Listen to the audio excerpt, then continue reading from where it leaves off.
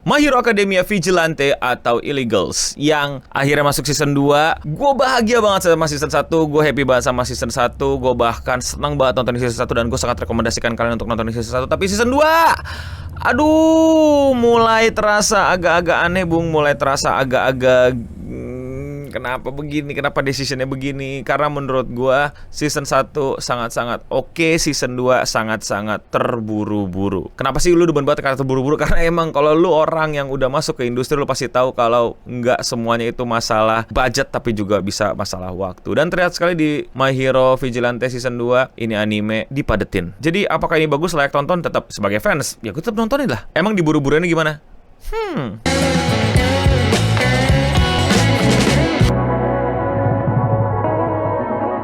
Boku no Hero Academia Vigilante adalah sebuah prequel dari My Hero Academia yang udah tamat anime dan manganya. Manganya dikerjain sama asistennya Horikoshi Sensei dan animenya digarap sama Bones. Dan oke, secara visual gue nggak akan bilang ini jelek, tapi ini basic banget, bener-bener standar, bener-bener anime tayang, udah gitu loh. Season 2 dibuka dengan benar-benar biasa banget, B banget, sedapatnya banget, minim aksi, minim direksi, cuma menjalankan apa yang di manga jalankan. Tapi tetap dibuat dengan sangat proper, baik, sehingga lu susah untuk menemukan flaw. Masalahnya, jadi tidak menarik dan berkesan. By the way, My Hero Academia ini adalah menceritakan dunia My Hero Academia di sekitar 20 tahun ke belakang, di mana All Might masih aktif menjadi hero, Deku belum masuk UA, mungkin Bakugo lagi ngebully Deku, dan di sekitar Jepang itu banyak vigilantes alias hero-hero tanpa license yang bergerak dalam kegelapan dan berusaha untuk menjaga keamanan, di mana hero-hero jarang patroli di situ. Kayak semacam apa ya, petugas keamanan tapi ilegal lah gitu, bukan pihak berwajib.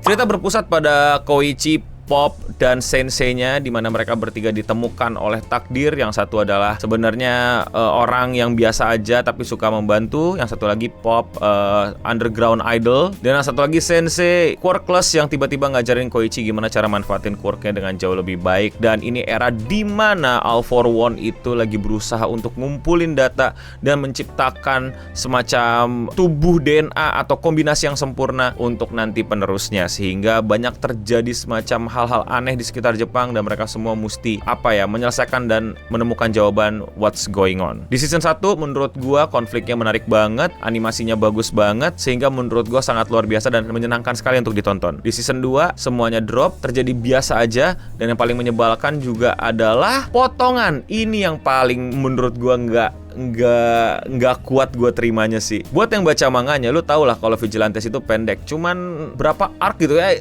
ada ratusan chapter doang gitu. Manga shonen yang ratusan chapter itu tuh udah kehitung pendek ya. Dan gue tahu di season 1 pun ada beberapa yang dipotong, dan gue pikir akan diperkenalkan di season 2. Tapi di season 2 pemotongan yang menurut gue jauh lebih brutal. Spoiler buat yang belum baca manga, gue akan jelasin bahwa pertama yang paling menurut gue sangat-sangat gue sayangkan untuk dipotong, dan satu-satunya alasan gue pengen nontonin itu mulai hilang adalah All Might story. Jadi buat yang belum tahu, di sini kita juga bisa lebih dapetin lebih dalam lagi tentang All Might, aksi-aksi All Might, dan bagaimana relasi All Might sebagai superhero nomor 1 yang gue pribadi juga favoritin banget, dan karakter yang paling gue suka di My Hero Academia itu gimana di Vigilantes bener-bener diceritain, walaupun cuman sedikit porsinya, gimana dia ketemu sama si polisi yang akhirnya menjadi bersahabat, gimana dia main dua karakter menjadi si All Might kurus dan All Might gede, gimana dia berusaha untuk mempercayai orang, dan gimana dia beraksi waktu masih bisa menjadi All Might, masih pegang One for All. Itu banyak banget di Vigilantes, dan gue harap di season 2 jauh lebih banyak. Walaupun di season 1 gue juga agak kecewa karena hadirnya All Might jadi kayak biasa aja, nggak spesial, nggak kayak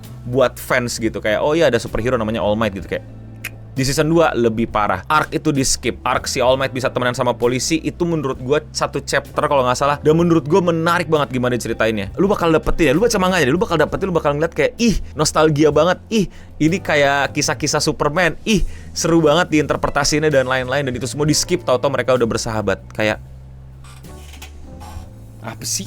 buru-buru banget. Lalu berikutnya adalah arc Midnight. Nah, Midnight ini kan udah gugur di My Hero Academia dan akhirnya kan dikembalikan lagi di spin-off Vigilantes. Dan menurut gue lagi-lagi mereka tuh direksi mereka dalam memunculkan karakter yang cameo gitu. Nggak belajar dari Marvel gitu, nggak belajar dari MCU dan film-filmnya gitu. Harus spesial, harus tiba-tiba gitu loh. Yang membuat orang kayak gitu. Tapi kayak tahu-tahu muncul aja gitu. Di sini Midnight tahu-tahu muncul dan arc-nya di skip karena sebenarnya Midnight itu nggak tiba-tiba datang, tapi udah diperkenalkan melalui Aizawa. Dan menurut gue itu penting banget untuk memperlihatkan relasi antara Midnight dengan Aizawa, karena nanti gue rasa bakal di skip lagi dan mental ke arc masa lalunya Aizawa yang akan membuat kita mengerti kenapa Aizawa sama Present Mike itu punya semacam relasi yang masih belum terjawab sama Kurohige yang teleportasi itu. Kurohige nggak sih namanya? Nah itu menurut gue penting banget lah dan berasa banget dampaknya. Tapi kayaknya itu di skip dan bahkan sebelum itu tuh harusnya ada kayak semacam pemicunya gitu loh. Sampai akhirnya kita masuk ke arc Aizawa masa lalunya. Tapi gue liat di teasernya tiba-tiba abis episode tadi gue tanya tuh nomor 4 apa 3 gitu ya.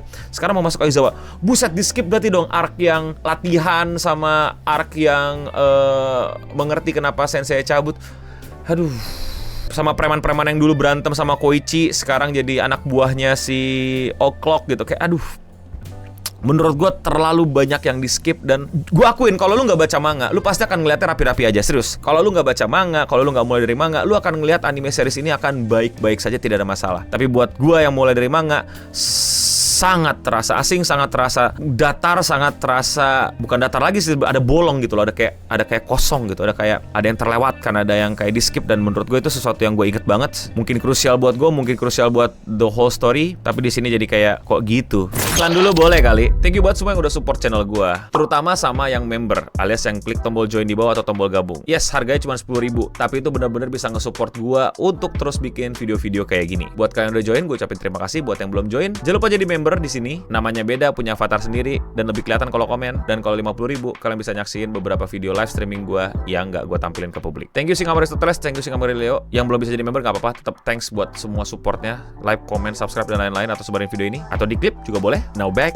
to the video. Yang mengingat mungkin lagi-lagi Bones kebiasaan mereka tuh nggak punya tim production yang bisa ngurusin semua satu-satu, dan mungkin ini adalah decision dari production team atau hires up ya, atau untuk bagi-bagi tugas gitu untuk semuanya kemarin fokus di episode terakhir My Hero Academia gitu. Tapi kan ya kan tayangnya nggak bareng, maksudnya masih bisa lah kasih waktu, tapi ya sepertinya mereka kekurangan SDM atau gimana, gue nggak paham. Yang pasti menurut gue kurang serak nontonnya, bahkan gue sampai nggak perlu nonton gitu, gue kayak skip aja gitu, kayak bukan skip lebih tepatnya. Biasanya kan orang nungguin per minggu, kalau sekarang gue kayak oh iya ada nonton apa ya, nonton ini belum nonton, gue udah tonton deh gitu dan lain-lain, daripada harus kayak semacam ngikutin dan ngejar terus. Sayang banget. Aduh, Midnight juga tahu-tahu ada gitu kan, kayak di pin aja gitu biar orang senang. Gue gak butuh itunya, gue butuh relasi mereka. Ya gue ngerti itu kan rated R hero, tapi tetap aja kayak yalah cuman itunya doang, fan service-nya doang. Tapi gue butuh relation dia sama Aizawa, sama Present Mike. Aduh, kurang.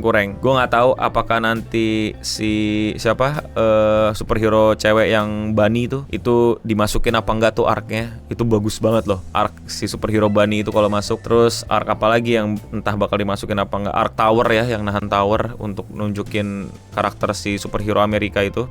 Gue sangat appreciate satu hal yang dimasukin sama mereka waktu si Sensei itu nerobos ke Hong Kong atau ke Cina gitu, terus berusaha untuk nangkepin atau dapat informasi tentang obat terlarang dan menggunakan bahasa Cina. Itu gue senang banget. Please, beberapa anime, beberapa manga jangan tiba-tiba bisa ngomong Jepang dong di tempat anime, jadi awkward gitu. Maksud gue ya kayak gitu tuh keren gitu loh ya, dibikin bisa bahasa Cina, kalau pakai bahasa lain, dan tiba-tiba bisa bahasa Jepang tapi pas ketemu nggak ngerti gitu, kayak apa sih ya. Itulah first impression gue ya. Gue nggak tahu apakah nantinya akan bagus. Kayaknya nih final arc yang ya Aizawa lawan monster tuh bakal jadi final arc, atau ke Tower kalau dikecepetin ya. Tapi sayang banget man, 100 tuh udah pendek banget loh, dan ini nggak banyak arc-nya. Kenapa nggak semuanya aja sih? Dan di mana-mana, maksudnya di berbagai macam kesempatan anime itu juga mulai banyak masukin hal yang gak ada di manga gitu loh, untuk sebagai apresiasi atau sebagai suatu hal yang penting. Bukan berarti langsung auto bagus, bukan berarti langsung auto jadi yang terbaik, tapi ya sayang aja gitu. Ini malah kebalikannya, malah dikurang-kurangin. Jadi ya jauh lah dari manganya. Gue bilang sorry banget, di season 2 jauh lebih superior, jauh lebih menyenangkan untuk dibaca lagi. Gue bisa nonton, gue baca lagi, gue jadi happy bacanya. Tapi di sini aduh Tapi itu opini gue. Kalau opini kalian bagaimana? Masih enjoy, masih oke aja, masih asik-asik aja? Coba komen di bawah. Thank you semua yang udah support konten kayak gini. Kalau kalian suka sama overthinking anime kayak gini, kalian bisa klik tombol like atau tombol subscribe. Dan komentar hari ini datang dari video yang dimana gue bilang GG sayang Gojo ya, cuplikan dari The Reading Chambers, dan komennya datang dari Zakbar 3422. Dia bilang GG 50% mendengarkan fans, 50% keputusan sendiri. Salah, GG itu sayang fans. GG itu ngerti fans JJK tuh maunya apa. GG mengangkat terbaik lah kalau lagi ngobrol sama fans JJK. Mau komentar dibacakan? Komen di bawah. Dan ya, sekian Radio Singham untuk episode kali ini. Gue udah mending pamit undur diri. Dan untuk kita semua, stay clean and sound.